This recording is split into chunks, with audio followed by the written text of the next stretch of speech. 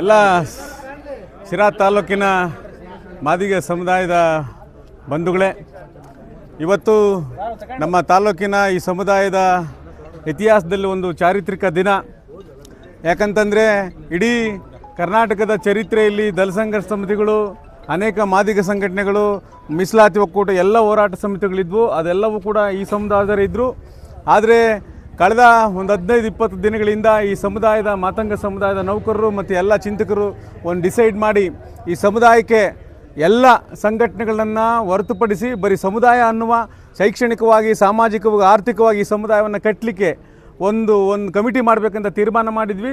ಅದರಂತೆ ಇವತ್ತು ಎಲ್ಲ ಹೋಬಳಿಗಳು, ನಗರವನ್ನು ಒಳಗೊಂಡಂತೆ ಒಟ್ಟು 6 ಹೋಬಳಿಗಳನ್ನ ಎತ್ಕೊಂಡು ಅಲ್ಲೆಲ್ಲ ಒಂದೊಂದು ಹೋಬಳಿಯಿಂದ 5 ಜನ ಪದಾಧಿಕಾರಿಗಳನ್ನ ನೇಮಕ ಮಾಡಿ ಅವ್ರನ್ನ ಕೋರ್ ಕಮಿಟಿ ಅಂತ ಮಾಡಿ, ಕೋರ್ ಕಮಿಟಿ ಚುನಾವಣೆ ಮಾಡಿ ಇವತ್ತು ನಮ್ಮ ನರಸಿಂಹಣ್ಣವ್ರನ್ನ ಗೆಲ್ಲಿಸಿದ್ದಾರೆ. ಉಪಾಧ್ಯಾಯ ಅಂದರೆ ಸ್ಪರ್ಧೆಯಾಗಿ ಮಾಡಿದಂಥ ತಿಪ್ಪೇಸ್ವಾಮಣ್ಣವರು ಕೂಡ ಇಬ್ಬರು ಕೂಡ ಇಲ್ಲಿ ಪಕ್ಷ ಮತ್ತೊಂದು ಈ ರೀತಿಯ ಏನಿಲ್ಲ. ಕೇವಲ ಸಮುದಾಯದಿಂದ ನಾಯಕನಿಂದ ಸಮುದಾಯ ಅಲ್ಲ. ಹಾಗಾಗಿ ನಾವೆಲ್ಲರೂ ಕೂಡ ಸಮುದಾಯದ ಆರ್ಥಿಕ, ಶೈಕ್ಷಣಿಕ, ಸಾಮಾಜಿಕ ಮತ್ತು ರಾಜಕೀಯ ತೀರ್ಮಾನಗಳಲ್ಲೂ ಕೂಡ ನಾವೆಲ್ಲರೂ ಕೂಡ ಜೊತೆಗಿರ್ತೀವಿ. ಈ ಸಮುದಾಯವನ್ನು ಕಟ್ಟೋಣ, ಸಮುದಾಯನ ಬೆಳೆಸೋಣ ಅಂತ ಹೇಳಿ ಇವತ್ತು ಚುನಾವಣೆ ನೆಪ ಮಾತ್ರ. ನಾವು ಆ್ಯಕ್ಚುಲಿ ವಿರೋಧ ಮಾಡಬೇಕಂತ ಇತ್ತು, ಆದರೆ ಈ ಪ್ರಜಾಪ್ರಭುತ್ವದ ಆಶಯದಲ್ಲಿ ಚುನಾವಣೆ ಮಾಡಬೇಕಂತ ಆರಂಭದ ಈ ಸಂಘಟನೆ ಅಧ್ಯಕ್ಷರು ಆಯ್ಕೆಯಾಗಿದ್ದಾರೆ. ಅಧ್ಯಕ್ಷರಿಗೆ ಮತ್ತು ಈ ಕೋರ್ ಕಮಿಟಿಗೆ ಆಯ್ಕೆಯಾದಂಥ ಎಲ್ಲ ಪದಾಧಿಕಾರಿಗಳಿಗೆ ಮತ್ತು ಈ ಸಭೆಗೆ ಭಾಗವಹಿಸ್ಕೊಂಡಿರ್ತಕ್ಕಂಥ ಎಲ್ಲ ಸಮುದಾಯದ, ಎಲ್ಲ ತಾಲೂಕಿನಿಂದ ಬಂದ ಎಲ್ಲ ಊರಿನ ನಮ್ಮ ಸಮುದಾಯದ ಬಂಧುಗಳಿಗೆ, ವಿಶೇಷವಾಗಿ ಮಾತಂಗ ನೌಕರರ ಬಳಗಕ್ಕೆ ಅತ್ಯಂತ ಪ್ರೀತಿಪೂರ್ವಕ ಅಭಿನಂದನೆಗಳನ್ನು ಸಲ್ಲಿಸಿ ಅಧ್ಯಕ್ಷರಿಗೆ ಶುಭ ಹಾರೈಸ್ತಾ ಇದ್ದೀನಿ. ಜೈ ಭೀಮ್, ಜೈ ಮಾದಿಗ.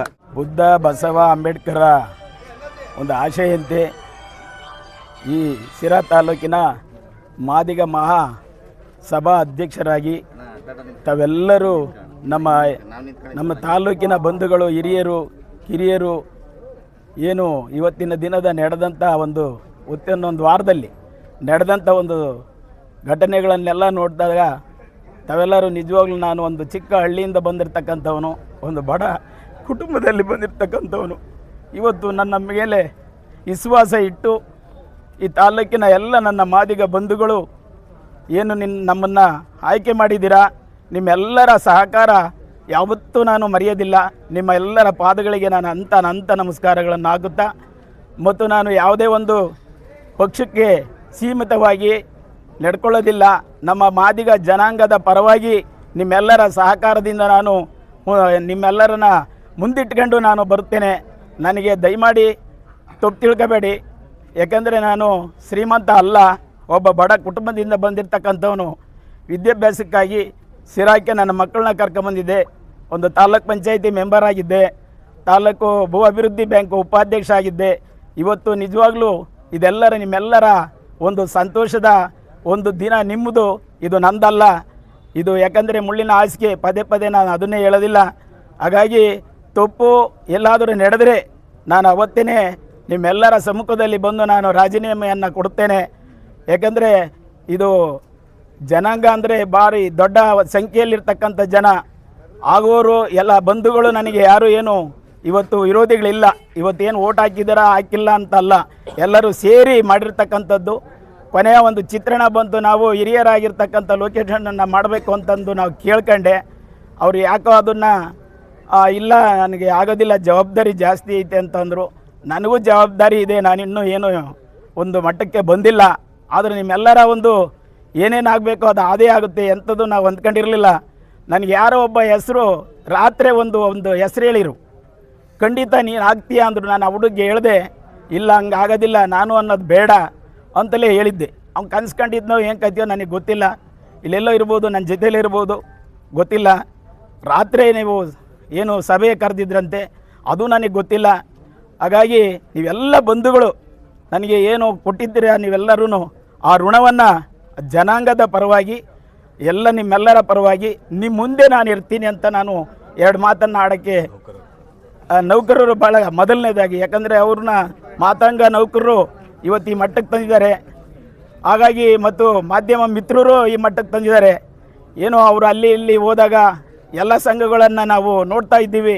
ನಮ್ಮಲ್ಲಿ ಒಬ್ಬೊಂದು ಸಂಘ ಇಲ್ಲ, ನಾವೇನಾದರೂ ಮಾಡಬೇಕಲ್ಲ ಅಂತಂದು ಅವರು ಈ ನಾವು ಏನು ಚಿಕ್ಕ ಹುಡುಗರಲ್ಲಿ ನಾವು ಇದನ್ನ ಆಡ್ತಾ ಇದ್ವಲ್ಲ ಕುಂಟಬಿಲ್ಲಿ ಆಟ ಅಂತಂದು ಆ ಟೈಪ್ ಮಾಡಿದ ಪಾಪ ಅವರು ಇವತ್ತು ಈ ಮಟ್ಟಕ್ಕೆ ಬಂದಿದೆ. ಅದು ಮುಂದೆ ಎಮ್ಮರವಾಗಿ ಬೆಳೀಲಿ. ಇದರಲ್ಲಿ ಕಷ್ಟ ಇದೆ, ಇಲ್ಲ ಅಂತ ನಾನು ಹೇಳಲ್ಲ. ಆದರೆ ನಿಮ್ಮೆಲ್ಲರ ಪರವಾಗಿ ನಾನು ನೀವೆಲ್ಲರೂ ಮುಂದೋದ್ರೆ ನಾನು ಹಿಂದೆ ಬರ್ತೀನಿ ಅಂತ ನಾನು ಹೇಳಿ ನನ್ನ 2 ಮಾತನ್ನು ಮುಗಿಸ್ತೀನಿ. ಜೈ ಭೀಮ್, ಜೈ ಮಾದಿಗ. ನನಗೆ ಶೈಕ್ಷಣಿಕವಾಗಿ ಮೊದಲನೇದಾಗಿ ಅದಕ್ಕೆ ಒತ್ತು ಕೊಡಬೇಕು ಮತ್ತು ಮುಂದೆ ಬರ್ತಕ್ಕಂಥ ಚುನಾವಣೆಗಳನ್ನು ಯಾವುದೇ ಪಕ್ಷದಾಗಿರಲಿ ನಮ್ಮ ಜನಾಂಗದ ಅಭ್ಯರ್ಥಿಗಿರ್ತಕ್ಕಂಥ ನಿಮ್ಮೆಲ್ಲರನ್ನ ಸಮ್ಮುಖದಲ್ಲಿ ನಿಮ್ಮೆಲ್ಲ ತೀರ್ಮಾನ ತಗೊಂಡು ಅಂಥವ್ರಿಗೆ ನಾವು ಈಗಾಗಲೇ ನೋಡಿದ್ದೀವಿ. ಒಳ ಮೀಸಲಾತಿ ಪ್ರಕಾರ ಈ ಜಿಲ್ಲೆಯಲ್ಲಿ 2 ತಾಲೂಕು ಬರ್ತವೆ. ಎಲ್ಲ ಬಂಧುಗಳು ಹೋಗಿ ಯಾವುದೇ ಪಕ್ಷ ಅಂತ ಕೇಳಬಾರ್ದು. ಆ ಟೈಮ್ನಲ್ಲಿ ನಮ್ಮವ್ರನ್ನ ಒಬ್ಬರನ್ನ ನಾವು ಗೆಲ್ಲಿಸ್ಕೋಬೇಕಾಗುತ್ತೆ. ಆ 2 ಕ್ಷೇತ್ರದಲ್ಲಿ ಯಾವೇ ಆಗಿರಲಿ. 65,000 ನಾವು ಇಷ್ಟೆಲ್ಲ ಹೇಳ್ತೀವಿ, ಜಿಲ್ಲೆಗೆ ಇಷ್ಟು ಸಾವಿರದ ಸಂಖ್ಯೆ ಇದ್ದೀವಿ ಅಂತ ಹೇಳ್ತೀವಿ. ಬಟ್ ನಮ್ಮ ತಾಲೂಕಿನಲ್ಲಿ ತಾಲೂಕ್ ಪಂಚಾಯತ್ ಇರ್ಬೋದು, ಜಿಲ್ಲಾ ಪಂಚಾಯತ್ ಇರ್ಬೋದು, ನಮ್ಮ ಹಿತೈಷಿಗಳು ಅಲ್ಲಿ ಹೇಳ್ದಂತೆ ಸಂದರ್ಭದಲ್ಲಿ ಜನರಲ್ಲೂ ನಿಲ್ಬೋದು. ನಾವೆಲ್ಲ ಒಗ್ಗಟ್ಟಿದ್ರೆ ಆ ಥರ ಒಗ್ಗಟ್ಟನ್ನು ನಾವು ಮಾಡಬೇಕು ಅಂತಂದೇಳಿ ನಾವು ನಿಮ್ಮೆಲ್ಲರ ಆಸೆಯಂತೆ ನಾವು ನಿಮ್ಮ ಮುಂದೆ ನಿಮ್ಮನ್ನು ಕಳಿಸ್ಕೊಂಡು ನಾನು ಹಿಂದೆ ಇರ್ತೀನಿ ಅಂತಂದೇಳಿ ನನ್ನ 2 ಮಾತುಗಳನ್ನು ಮುಗಿಸ್ತೀನಿ. ಜೈ ಹಿಂದ್, ಜೈ ಮಾದಿಗ.